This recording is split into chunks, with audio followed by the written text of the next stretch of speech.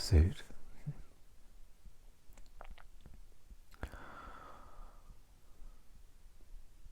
I'd just like to begin with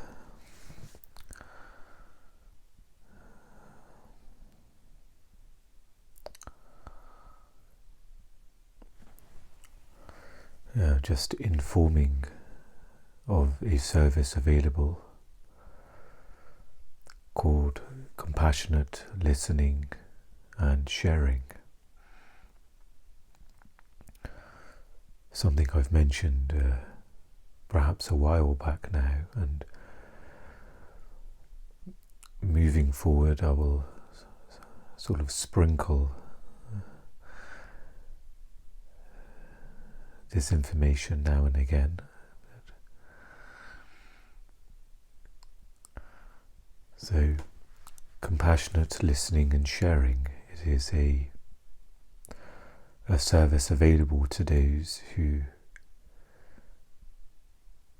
may need some guidance on this path, this journey. And I guess the main essence is to offer guidance in the form of conversations, meditations, to experience your true nature, your true self, to whatever is covering up or blocking the experience of the present moment. And perhaps there's not too much explanation is needed, since you are here listening, so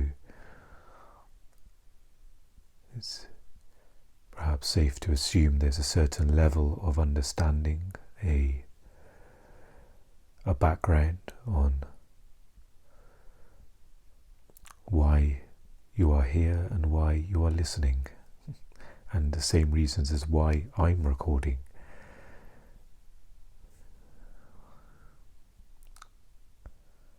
To deepen, to dissolve, to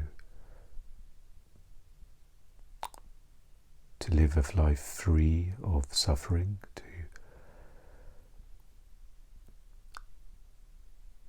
to enable that peace and joy that's already there. That's part of our nature.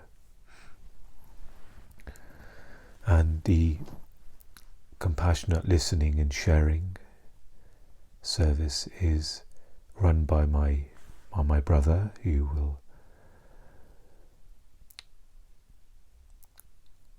be part of the working together with whoever needs this guidance.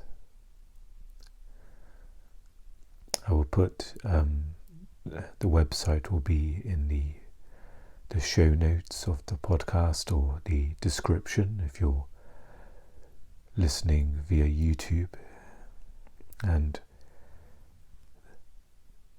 there will be information there about the sessions and what is offered and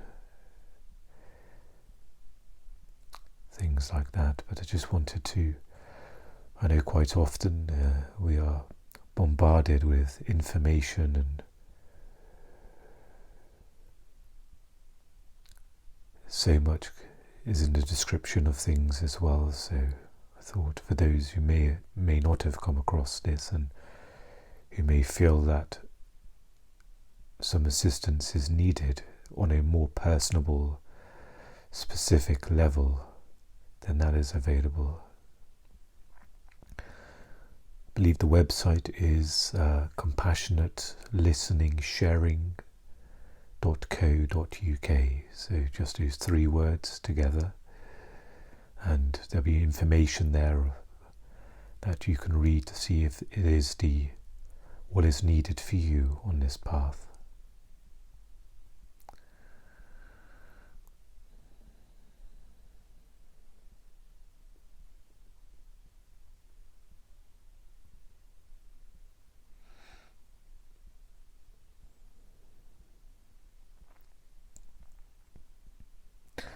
And hopefully as I sprinkle these information announcements on this service as the episodes go by, that I'll be able to be a bit smoother on my delivery. But I wanted to, for the time being, not make it as an advertisement or a product that's on offer. It's something so much more important. It's really truly the assisting of others on this. So for the time being, I may freestyle it on an episode here or there, so it's not so robotic and product orientated. It's that sometimes a pre-recorded message can infer.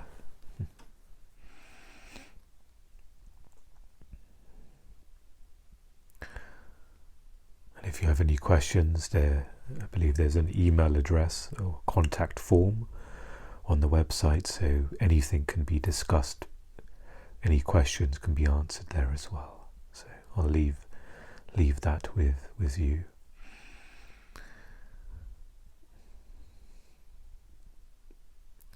So perhaps a useful question to ask is,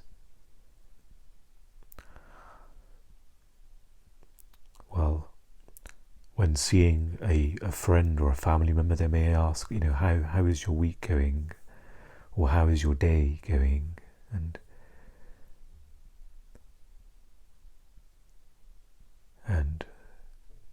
of course the one that's least asked, or where we check in the least, is how is this moment going?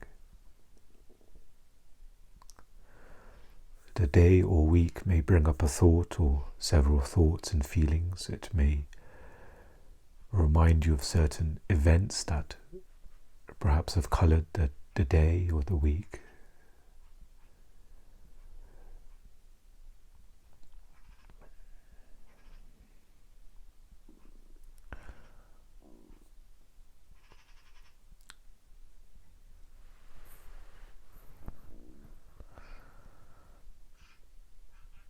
But the availability that is there, no matter how the week has gone or the day has gone in this moment, peace and joy are available.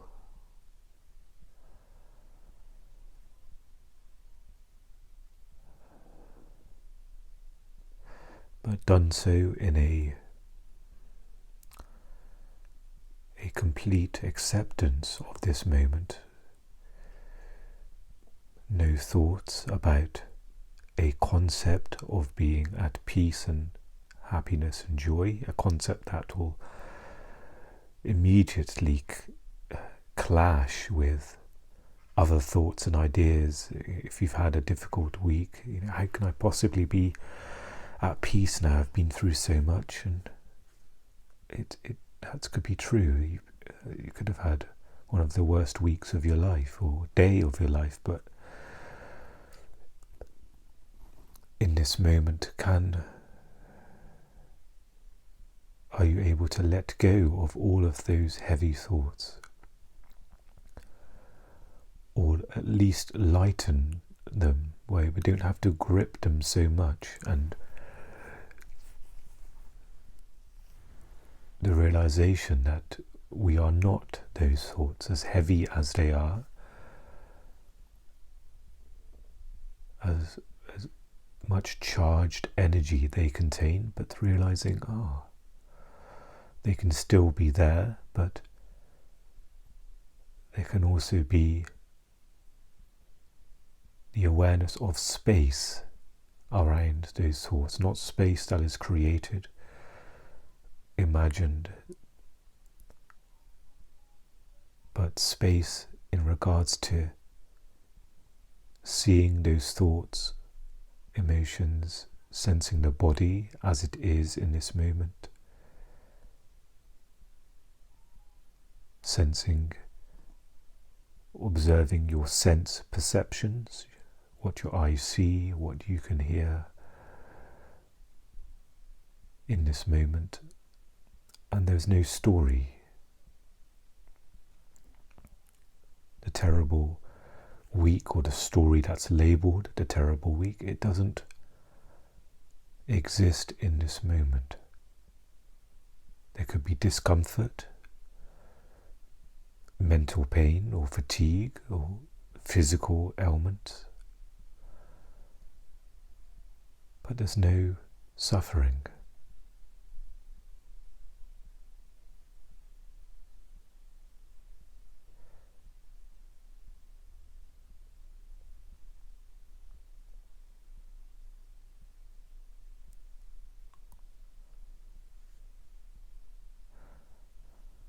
And you may ask yourself, where is that, I'll borrow Eckhart's term, that little me with the story, the little me that is carrying that terrible week. But in this moment of sensing what is here, sensing the body, being aware of the breath,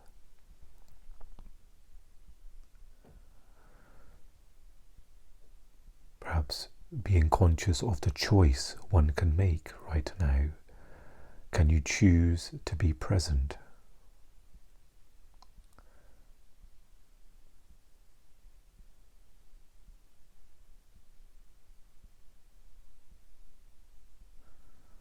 And that question almost evokes presence itself,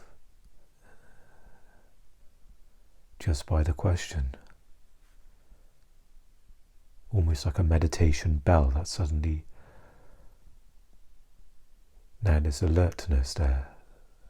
You're not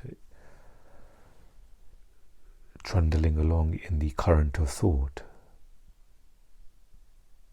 There's now, you are awake.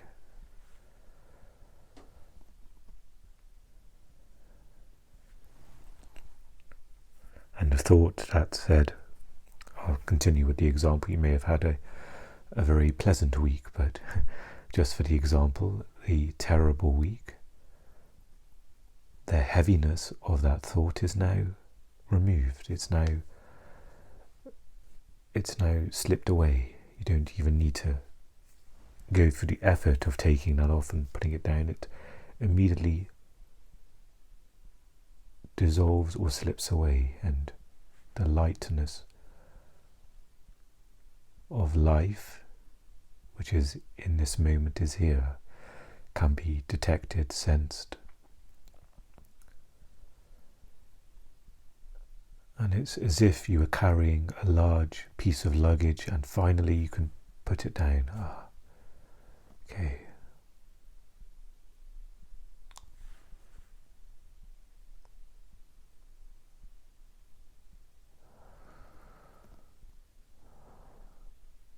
Sometimes it's harder to detect if the thoughts are very pleasant. It may not be suffering, but maybe pleasant thoughts, but when there's unconsciousness there, then often suffering is close by.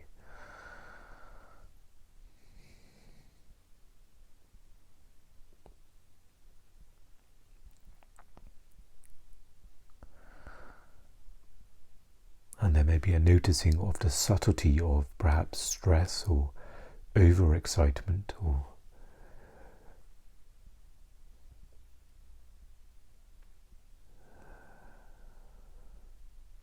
things that won't be detected until well after the overindulgence of thinking or unconscious activity, even in the moment, if it was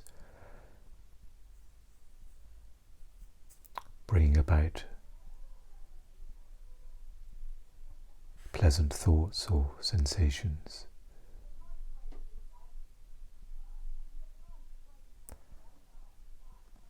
So again, you can ask, how is this moment now?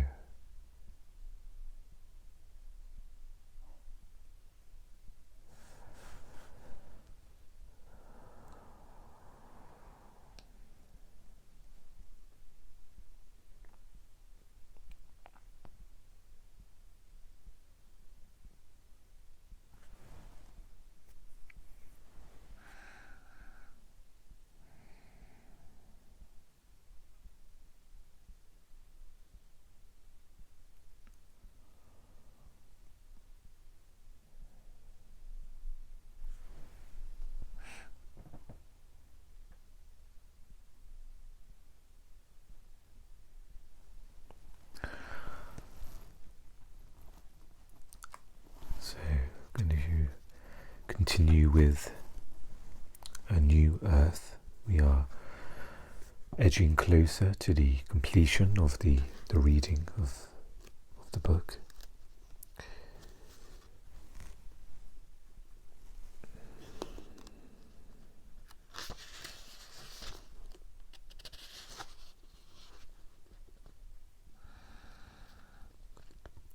And the previous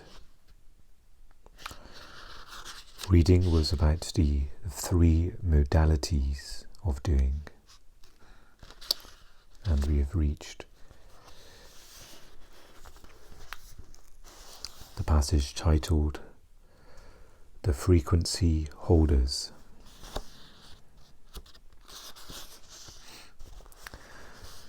The outward movement into form does not express itself with equal intensity in all people. Some feel a strong urge to build, create, become involved, achieve, make an impact upon the world. If they are unconscious, their ego will, of course, take over and use the energy of the outgoing cycle for its own purposes. This, however, also greatly reduces the flow of creative energy available to them, and increasingly they need to rely on efforting to get what they want. If they are conscious, those people in whom the outward movement is strong will be highly creative. Others, after the natural expansion that comes with growing up has run its course, lead an outwardly unremarkable, seemingly more passive and relatively uneventful existence. They are more inward-looking by nature, and for them, the outward movement into form is minimal. They would rather return home than go out. They have no desire to get strongly involved in or change the world. If they have any ambitions, they usually don't go beyond finding something to do that gives them a degree of independence. Some of them find it hard to fit into this world. Some are lucky enough to find a protective niche where they can lead a relatively sheltered life, a job that provides them with a regular income, or a small business of their own. Some may feel drawn toward living in a spiritual community or monastery. Others may become dropouts and live on the margins of a society they feel they have little in common with. Some turn to drugs because they find living in this world too painful. Others eventually become healers or spiritual teachers, that is to say, teachers of being. In past ages, they would probably have been called contemplatives. There is no place for them, it seems, in our contemporary civilization. On the arising new earth, however, their role is just as vital as that of the creators, the doers, the reformers. Their function is to anchor the frequency of the new consciousness on this planet. I call them the frequency holders. They are here to generate consciousness through the activities of daily life, through their interactions with others, as well as through just being. In this way, they endow the seemingly insignificant with profound meaning. Their task is to bring spacious stillness into this world by being absolutely present in whatever they do.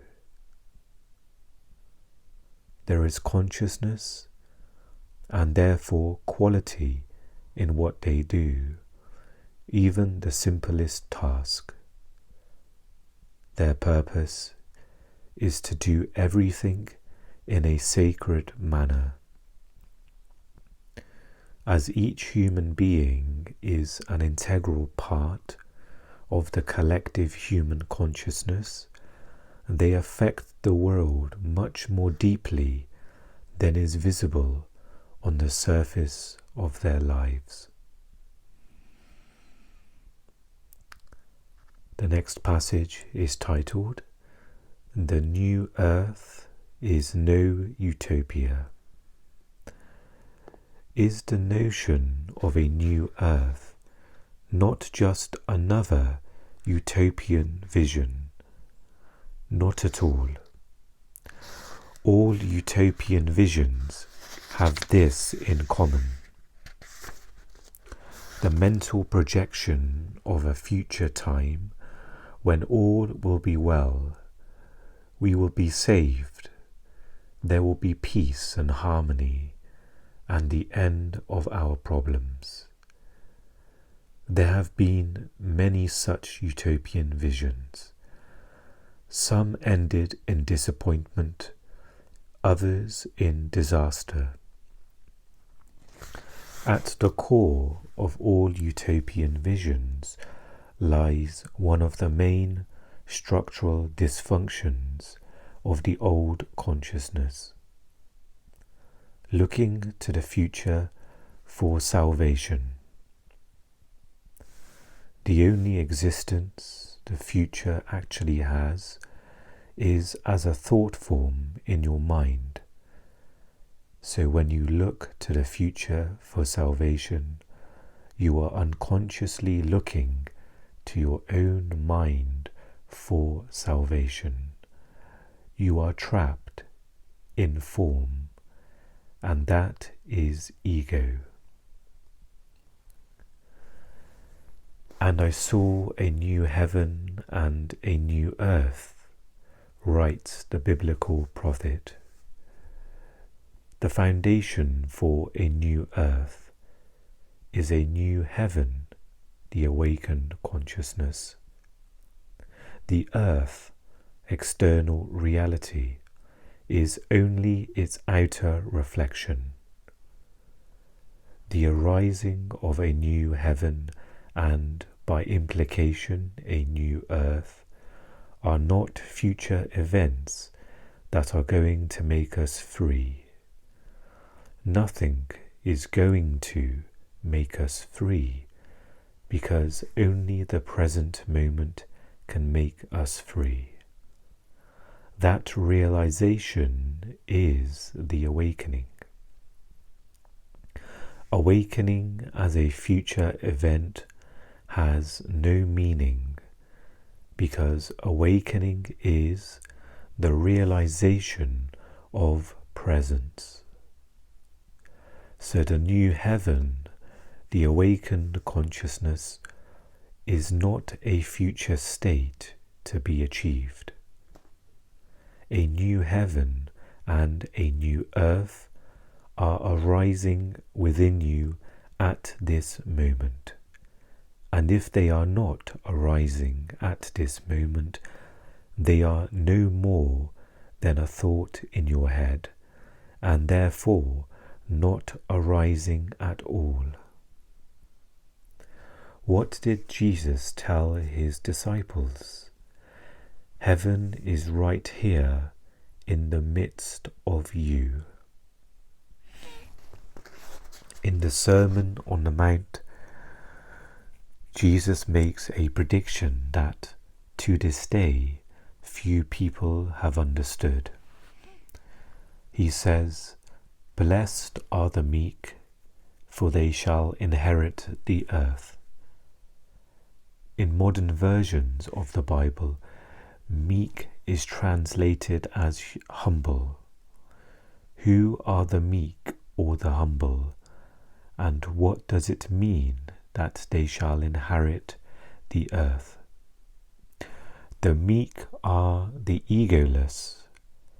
They are those who have awakened to their essential true nature as consciousness and recognize that essence in all others are life forms.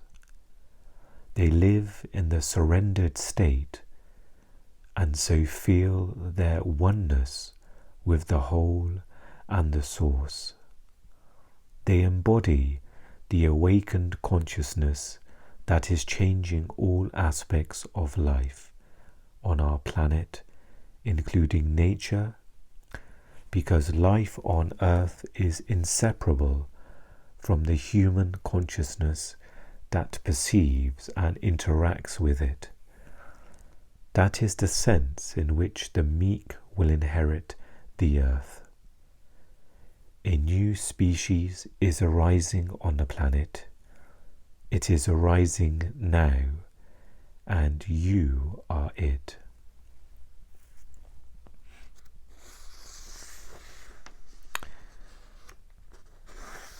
So that's the end of the reading of A New Earth. There's something that I would have preferred to have mentioned at the start of the reading, but if you wish to delve into this book and read it once more or several times, I think in one of another Eckhart's books, that is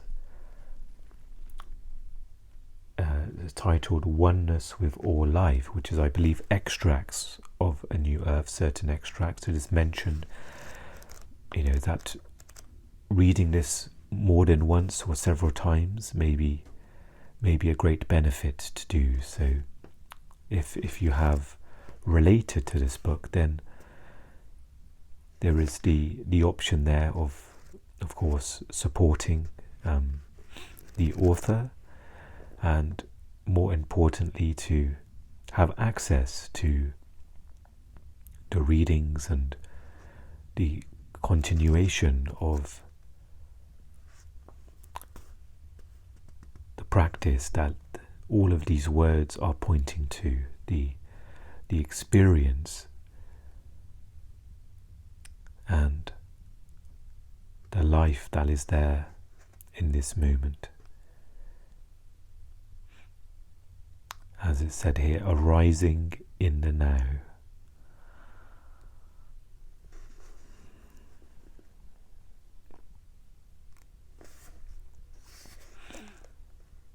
And just to revisit the frequency holders passage, the first passage we started with,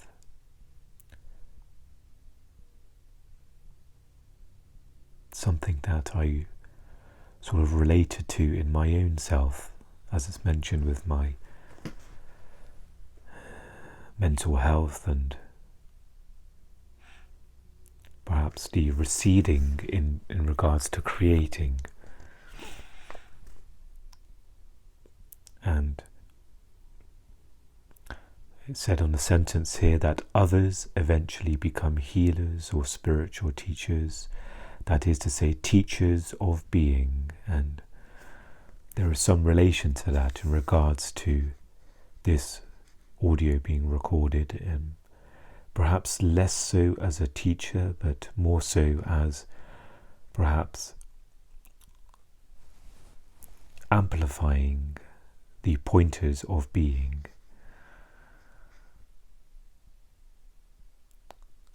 that working on myself, that each of these audios are almost self-reflection or self-teaching, that can, the echoes of that, the vibrations can perhaps reach others in that sense. So perhaps more of an indirect, a sort of direct way, but not in the sense of a teacher, but more of a sort of reminder, I would say.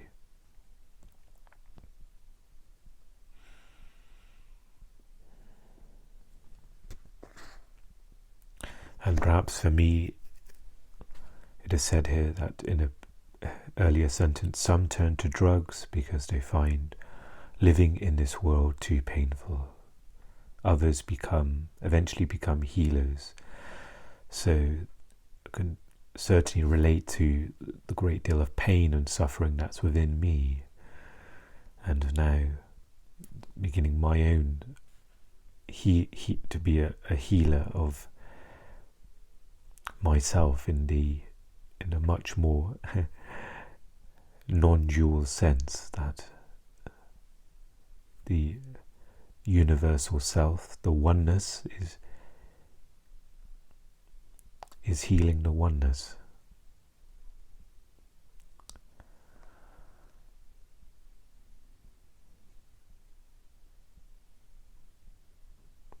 So a useful chapter there for those who are perhaps,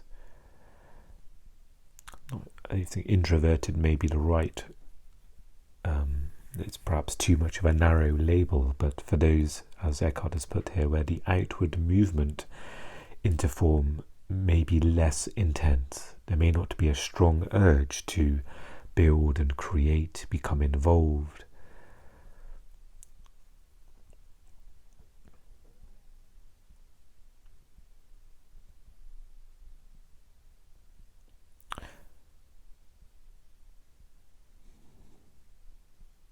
But what can seem unremarkable on the outside is deeply the opposite, as it said here, that each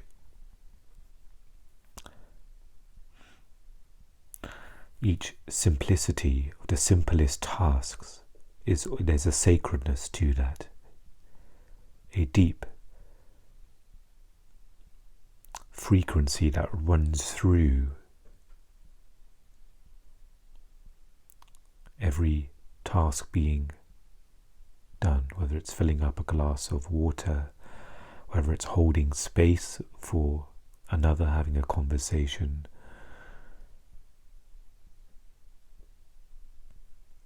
even if you were to perhaps sit in a cafe and just hold presence, and the holding is in a open sense, as if the holding out your open hand, not the holdingness of a tight, fearful holding onto something, but the recognition, the concentration of presence that is there.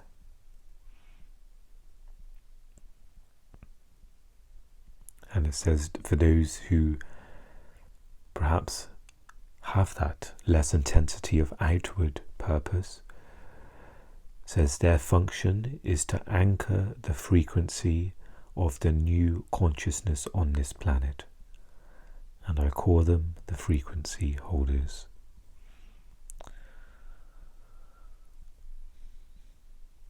So with that being said, I'll certainly, even though I struggle very much to read, but I think it will be very useful for me to read this book again, maybe as times go on, to revisit. And I've actually recently purchased the Oneness with All Life, almost the extracts, the meditations that can be done, so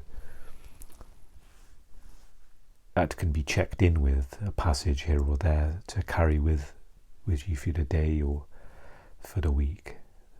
So it's less of a cover-to-cover read in that sense. It's more extracts to dip into whenever it's needed. I'm not sure where I'm going with the next episodes. There is I do have a book that's by the author Sadhguru that I don't have a huge experience of listening to their videos. They have very much teachings on YouTube and other books, but I do have one of their books titled Karma. It's a newer book there, so there is the option of perhaps reading extracts of that and talking about what is being pointed to. I won't perhaps read it cover to cover out loud like as I've done with the New Earth, but perhaps whatever I read in the future, if those extracts are relatable or resonate with you, then the book is available there for you to acquire and read.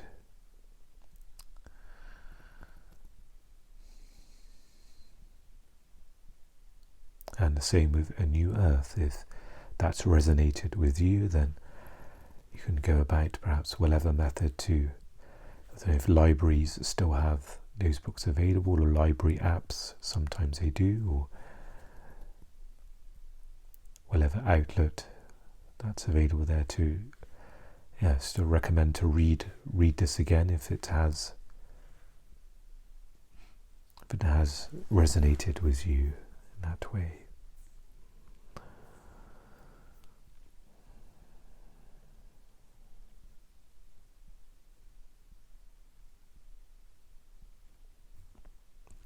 So I can sense within myself the tiredness and the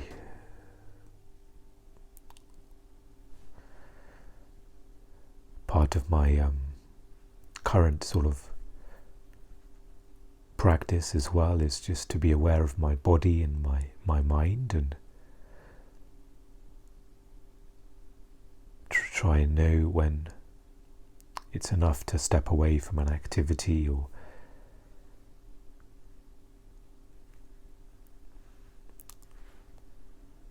to understand the needs of my health in this moment, which it can be a challenge. The social norms of sort of being able to hold a conversation for some hours or spend time with people, those sort of challenges are coming up more and more for myself, where it may appear perhaps noticeable if interactions are cut short, or if I'm sort of isolating or not being as interactive with others as more. So that's a challenge for me, and including, for example, this recording here, I can feel the sense that it's a good time to end, that my mind has reached a certain point of difficulty to continue. So I will end this episode here, and if for those who have joined the journey of reading A New Earth from the start, then perhaps you can acknowledge that within yourself, the time you've put in to listen, to be open, to absorb, to put into practice, to integrate. And it's been a very deep, profound reading and journey, and as I said, one that I will look to begin again. Thank you for joining me for this episode and for the readings of A New Earth by Eckhart Tolle. And I will speak to you again very soon. Take care.